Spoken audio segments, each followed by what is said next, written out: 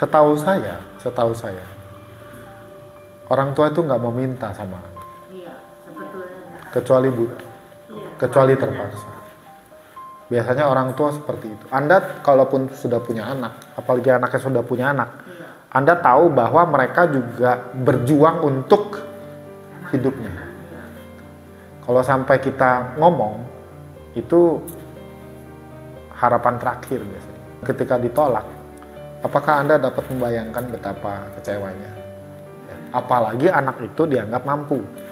Di antara adik-adiknya ini yang paling mampu. Jadi di momen itu, di saat itu, karena sebagai orang tua dia sudah tidak berdaya, maka satu-satunya bisa dilakukan cuma mengutuk. Karena dia udah nggak mau ngapain lagi, sudah tidak bisa berkata-kata. Jadi keluarlah kekecewaan dalam bentuk umpatan, cacian, doa, harapan yang buruk-buruk. Itu yang cuman itu yang dia bisa lakukan. Karena memelas sudah tidak ada hasil. Kan kalau udah datang ke anak ngomong terus, kan pasti ngomongnya nggak mungkin gembira-gembira kan, pasti sedih-sedih gitu deh, kayak di film-film, dan nggak dapet. Nah, itu satu peristiwa, Bu. Satu peristiwa.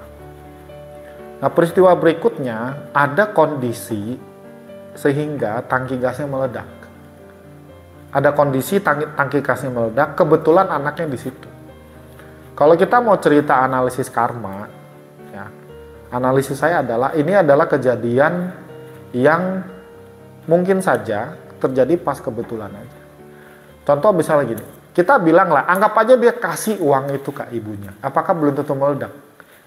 Nggak tahu juga. Makanya dibilang karma itu misteri. Si anak itu, anak yang terbakar itu, dia harus menanggung beban karmanya. Ya. Lalu si ayah ini atau ibu ini juga harus menanggung beban karma. Karena sebagai anak, maksud saya sebagai orang tua, kita pasti lihat anak kita mukanya jadi cacat kan juga nggak happy kan. Gitu. Ya.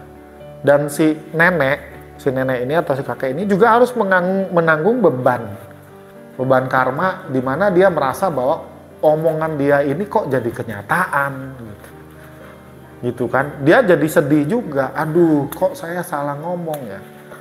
Dan karena karma ini kerjanya misteri, saya juga nggak tahu prosesnya apa, maka keluarga ini sebenarnya harus bisa menerima satu. Kedua adalah seperti ini, kondisi yang terjadi kan nggak bisa diulang.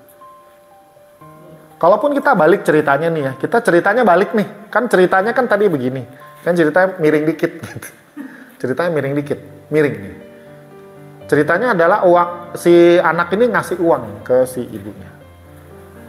Apakah kalau dia kasih uang, belum tentu gasnya meledak? Kita juga nggak tahu.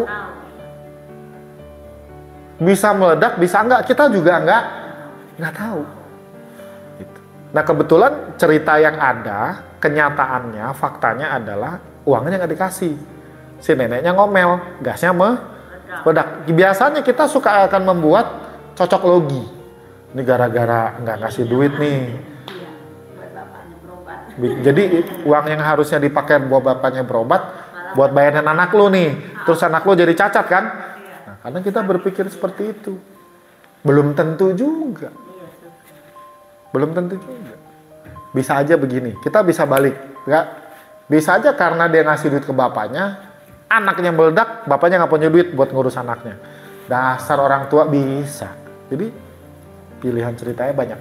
Makanya kalau di Buddha Dharma kita berpegang atau kita berusaha untuk tetap menerima kenyataan fakta sebagaimana adanya. Sudah. Yang bisa kita lakukan seperti ini. Yang bisa kita lakukan adalah seperti ini. Betul Pak, tapi sebab dan akibatnya juga misteri. Simpel gini ya, saya kasih Anda satu contoh. AC nyala kan? Nyala kan? Kenapa AC ini bisa nyala? Kasih listrik. Kenapa bisa ada listrik? Kenapa bisa ada PLN? Oke, PLN-nya dapat dari mana? Batu bara dapatnya dari mana? Alam. Alam dapatnya dari mana? Dari sononya. Nah udah ujung-ujungnya jawabannya dari sononya. Karena kita tidak mampu untuk bisa menjawab secara lengkap. Jangankan yang kelihatan, yang nggak kelihatan seperti ini. Kelihatan dengan Yang kelihatan ini kita nggak bisa jawab. Kita tahu nggak proses kerjanya handphone ini supaya dia bisa merekam. Di dalam ini kan dia lagi proses nih. Ada memori, ada gambar, ada mikrofon di sini. Dia berproses. Kita tahu nggak? Lihat nggak? Padahal ini di depan kita. Bagaimana dengan kehidupan yang sifatnya penuh dengan misteri dan ketidaktahuan? Apakah ada hubungan? Ada, karena mereka ada hubungan keluarga, Bu. Ada hubungan keluarga. Orang kalau bisa lahir di satu keluarga, katanya ada hubungan karma yang kuat. Gitu, ya.